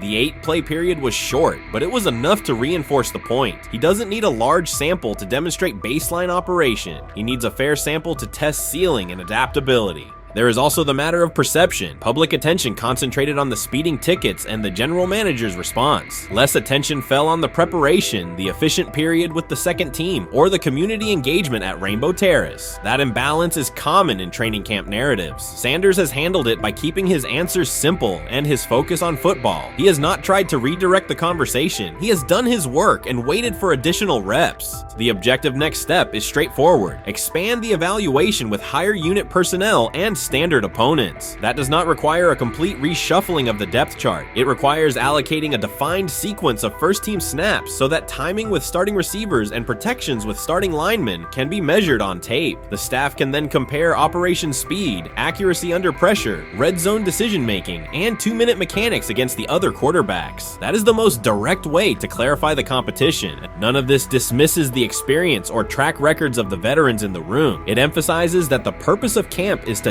test assumptions with current performance. Sanders has provided enough evidence with the second unit to justify a broader look. He has shown that the pace of his feet matches the pace of his eyes, that he can hold safeties with his shoulders, and that he can drive intermediate throws without float. He has also shown discipline to take the clean completion rather than force the vertical shot when leverage dictates otherwise. Every day, he has addressed the controllable items: meetings, note-taking, install recall, cadence management, and post-practice review. He has not asked for public guarantees. He has asked for an opportunity to compete on comparable terms. The 8-play sequence with the second unit was a small but clear example of what he can do when those terms exist. The staff's communications have been measured. Stefanski has not laid out a schedule for first-team rotations publicly. Barry addressed the speeding incidents directly and emphasized standards for decision-making off the field. Sanders accepted the criticism, adjusted his behavior, and moved forward. Those are the relevant facts. What remains is a football evaluation that can only be completed by giving him snaps with the top group and measuring the results. If that evaluation occurs and he performs at the level he showed with the second unit, the conversation will shift from potential to placement. If it does not occur, the question will persist through camp. Why not test the full picture? Sanders has built a case based on preparation, poise, and execution. He has demonstrated leadership by building relationships across the roster. He has shown maturity in handling external issues directly and moving on. He has given the staff reasons on the field and in the building to continue the process.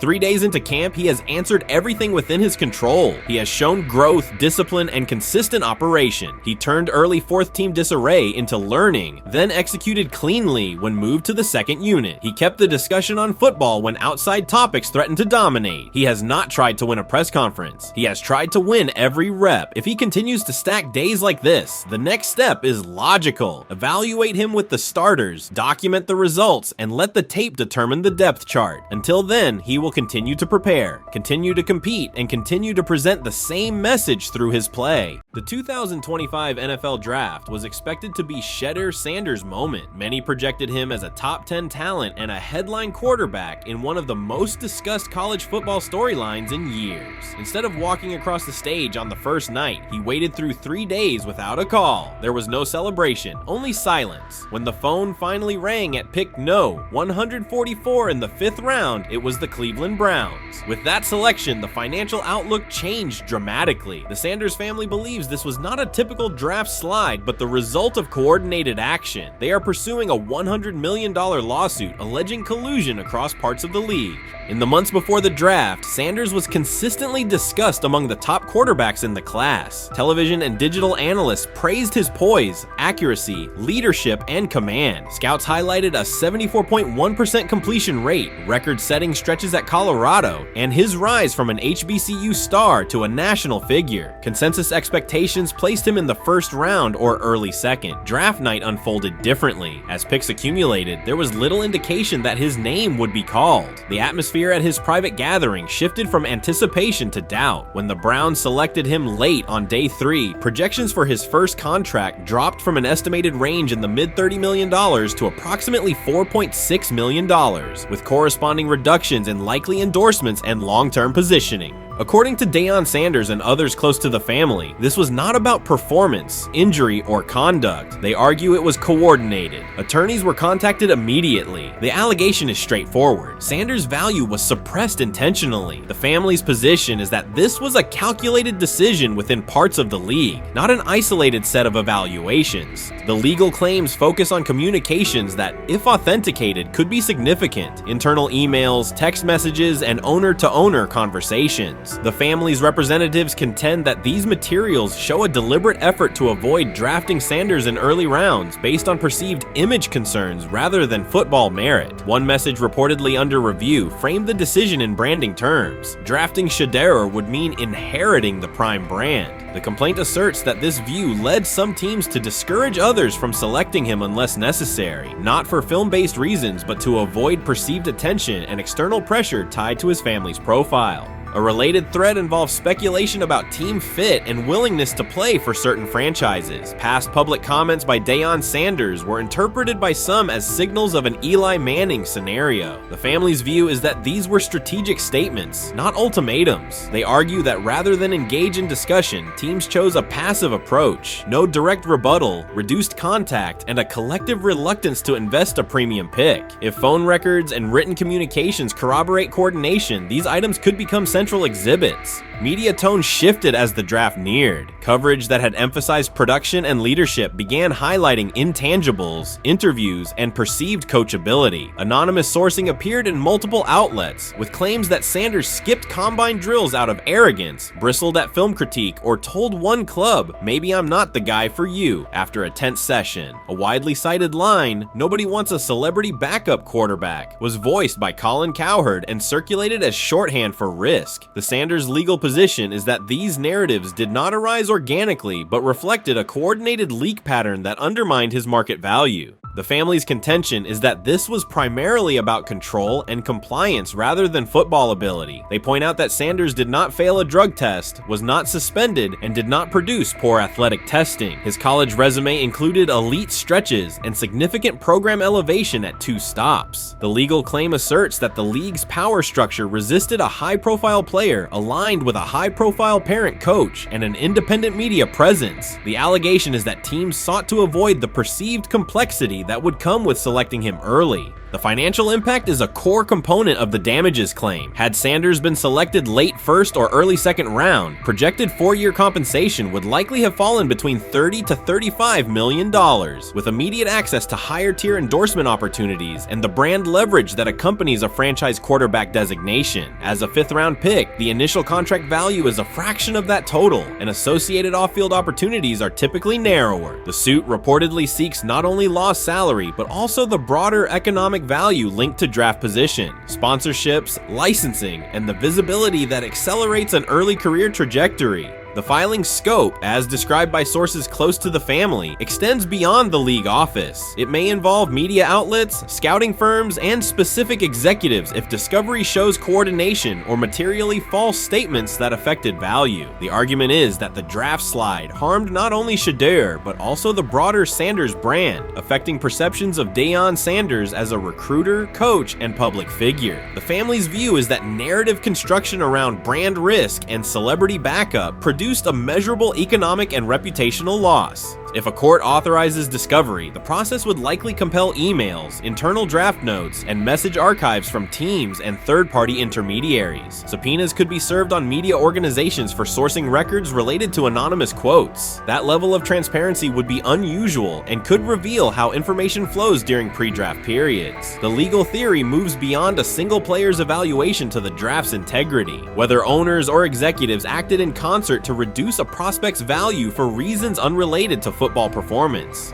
The league has not publicly addressed these specific allegations. Background comments from executives characterize the claims as overreach. The family's camp maintains they have documentation sufficient to proceed. The comparison points referenced by observers include Deflategate, Spygate, and the Colin Kaepernick grievance, not because the facts are the same, but because of the potential scope, policies, practices, and the balance of power between the league and individuals challenging its processes. Another dimension of the dispute involves how the NFL perceives Deion Sanders, Coach Prime, and the autonomy he promotes. He built a large media footprint around his programs at Jackson State and Colorado, elevated his players' profiles, and spoke openly about fit and leverage. The family contends that this visibility, combined with statements about preferred destinations, triggered resistance. The complaint frames the response as a preference for compliance and predictability over independent branding and public negotiation. The suit also addresses the pre-draft decisions that critics point to: skipping the Senior Bowl, declining full workouts at the NFL Scouting Combine, and candid interviews about team fits. The family characterizes these as strategic choices commonly made by top prospects, not evidence of entitlement. Their view is that similar decisions by other players did not produce the same narrative because those players fit more comfortably within league expectations. The risk calculus is clear. Bringing a suit of this magnitude invites professional consequences. The family acknowledges that some within the league may react negatively. Their position is that the principle at stake, transparent and fair valuation, warrants the risk. The message they intend to send is that manufactured narratives and coordinated devaluation should face scrutiny, particularly when they affect earnings, opportunity, and reputation. If the case advances, several outcomes are possible. The court could find insufficient evidence of coordination, limiting the scope to individual judgments protected as opinion. It could also find enough to proceed to broader discovery, which would have implications beyond one player, including potential changes to how teams document evaluations and how media handle anonymous sourcing close to the draft. Agents might push for reforms, including clearer guardrails around leaks and standardized prospect communication records. For now, Sanders is working within the Browns structure. He has avoided public escalation beyond confirming focus on preparation and development. The lawsuit is a separate track managed by counsel. This dual approach, professional routine on the field and legal action off it, reflects the family's strategy. They intend to contest the process they believe harmed him while meeting club expectations day to day. The core allegations remain consistent across their statements. A talented quarterback saw his draft value suppressed by coordinated behavior tied to branding concerns and public positioning rather than football merit. Media narratives amplified that shift, and the result was a substantial, quantifiable loss. The remedy sought includes compensation and a measure of accountability that could deter similar conduct. Whether the claims are ultimately proven will depend on documentation and testimony. If emails, texts, and call logs substantiate coordination, the impact could be significant, prompting policy review around pre-draft communications and media engagement. If not, the case may narrow to disputes over opinion, perception, and the gray areas of scouting. Either way, the filing signals a willingness to confront entrenched practices and to test in court how far the process extends beyond film and interviews. This situation has moved from speculation to litigation. It addresses control, image, and power in a system that influences careers and compensation. It also underscores how public narratives can shape market outcomes. Sanders' path now has two tracks: earning opportunities on the field in Cleveland and seeking redress off the field for what the family views as an avoidable and orchestrated loss. The questions at stake are larger than one draft slot. They touch on how the league values independence, how information is weaponized, and what recourse exists when a player believes the evaluation moved from football to optics. The answers will emerge through practice reps and, potentially, through discovery and a courtroom record.